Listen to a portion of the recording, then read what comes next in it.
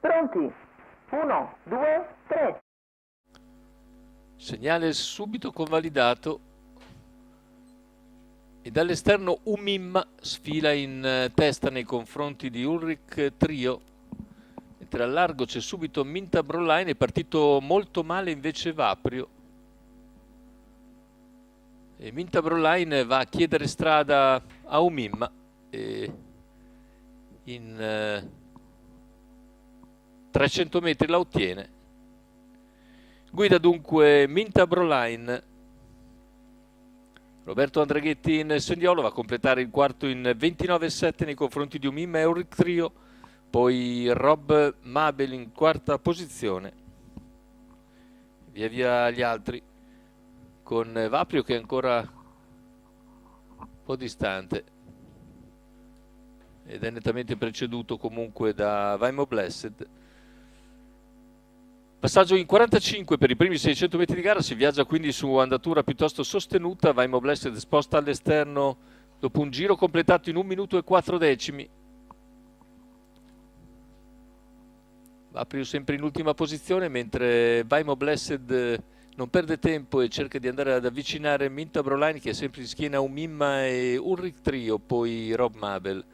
1.16,3 per il chilometro iniziale, ci avviciniamo a metà corsa, con Minta Broline sempre leader, Umimma che la tallona da vicino, poi Ulrich Trio, all'esterno Vaimo Blessed, ora 3/4 di miglio completati in 1.31,4, spostato all'esterno anche Rugiada SMS in anticipo su Vaprio, e così si formano più pariglie alle spalle della coppia di testa formata da Minta Broline e Umimma.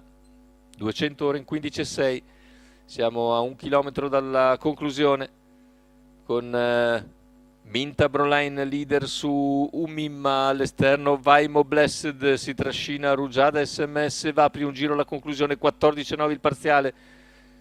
Comincia ad accelerare Minta Broline, in schiena c'è sempre Umimma, all'esterno e Vaimo Blessed, poi Rugiada, Vaprio, ancora alla corda Ulrich Trio e Rob Mabel, in coda c'è Vassallo.